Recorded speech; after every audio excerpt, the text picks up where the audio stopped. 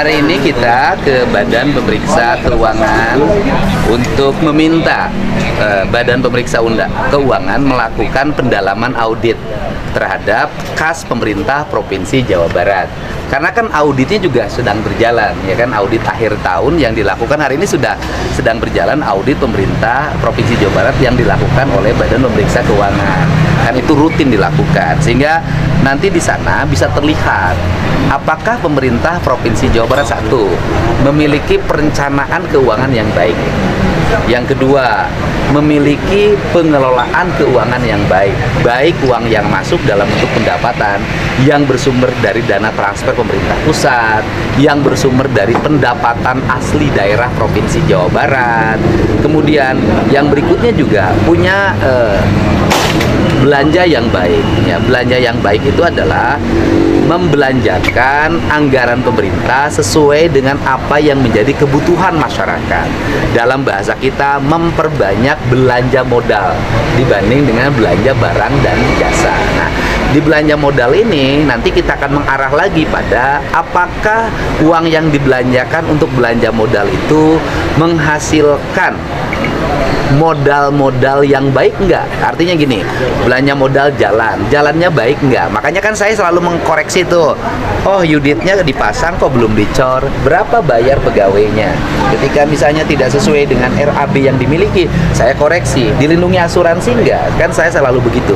Nah, ini yang menjadi orientasi sehingga output, outcome, dan benefit publiknya bisa didapatkan. Nah, ini yang menjadi orientasi, dan tentunya dari sisi kewenangan pemeriksaan arus kas pemerintah Provinsi Jawa Barat, itu yang punya kewenangan itu cuma dua menurut saya.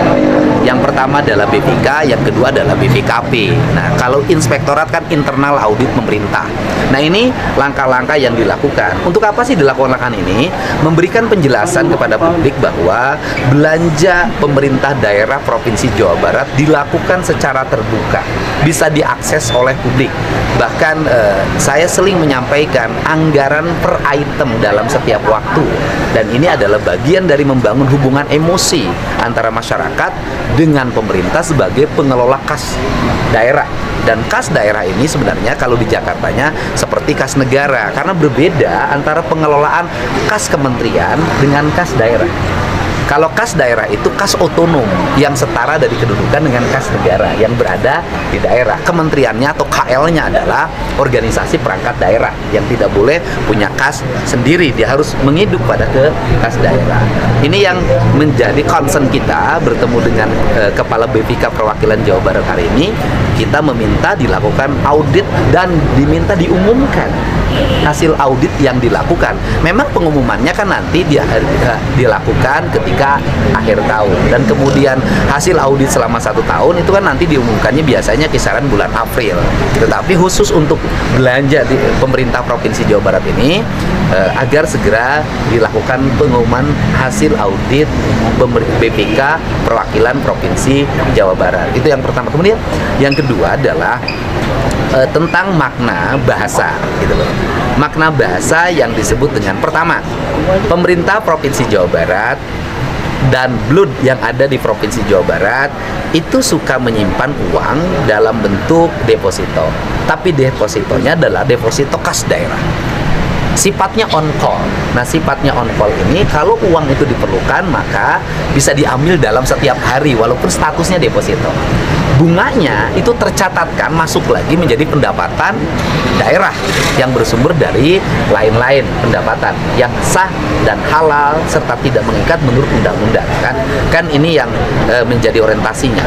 Nah, kemudian ada lagi giro. Nah, giro ini kan yang dilakukan dalam setiap waktu pembayaran dalam setiap hari. Nah, kalau kemudian ada yang bertanya, kenapa sampai tanggal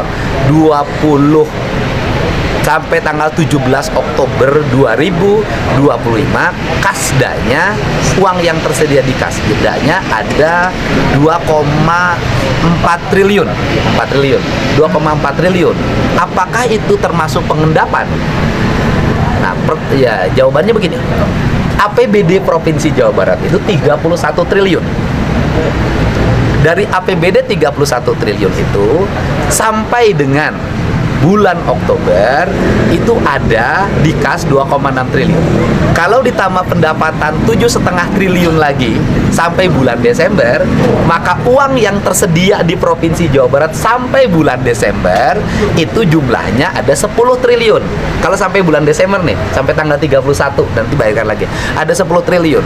Maka dari 31 triliun ada 10 triliun yang nanti ada di kas dan rencana menjadi pendapatan baru, berarti sudah dibelanjakan uang itu sebesar gitu kan 21 triliun.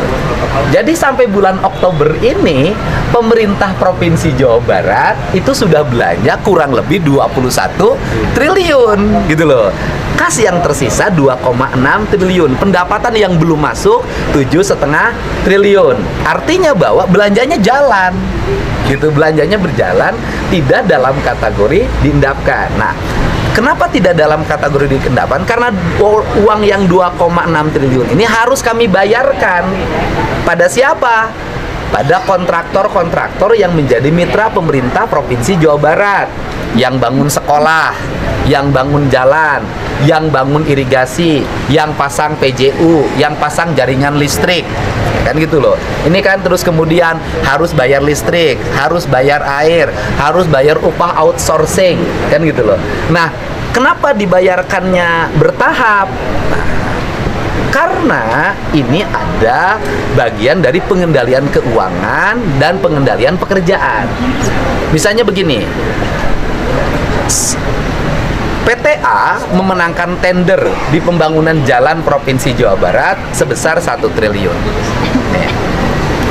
Dari 1 triliun ini, itu pasti ada yang namanya uang penawaran. Artinya dia nawar itu 90%. Sehingga walaupun angka proyeknya 1 triliun, yang harus dibayarkan ke kontraktor itu nanti adalah 900 miliar. Yang 10 miliar itu menjadi silpa. Nah, kalau silpanya, kalau pembayarannya terjadi pada bulan Maret, maka itu bisa menjadi silpa di perubahan anggaran, dibelanjakan lagi. Kalau dibelanjanya terjadi setelah perubahan, maka itu silpa bisa nyebrang. Tapi berdasarkan komunikasi kemarin dengan Kemendagri, silpa itu bisa tidak diseberangkan, tapi dimasukin dalam BTT.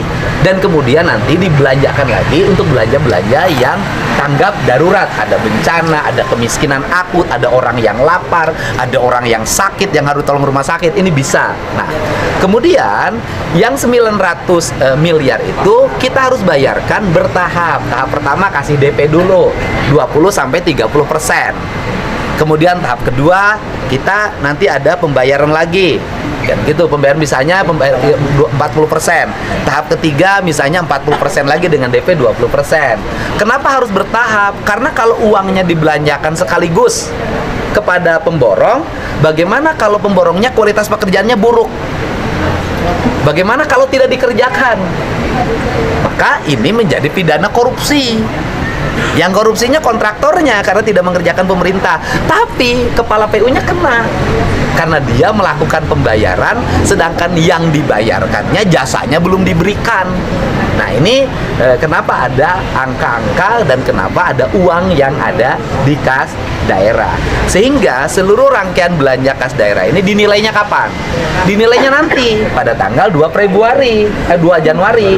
Kalau di 2 Januari nanti ternyata sudah pengeluaran dan pendapatannya seimbang sehingga angkanya 0 atau angkanya 10 atau angka silpanya 20 atau 30, disitulah dilakukan penilaian. Sehingga tidak bisa dilakukan penilaian terhadap perjalanan keuangan hanya hari ini karena masih ada sisa waktu yang harus kita jalani untuk melakukan proses pembangunan dan pembayaran pada fase-fase atau segmen atau termin-termin berikutnya. Jadi kalau diibaratkan termin, di bulan November dan Desember itu nanti biasanya termin yang ketiga gitu.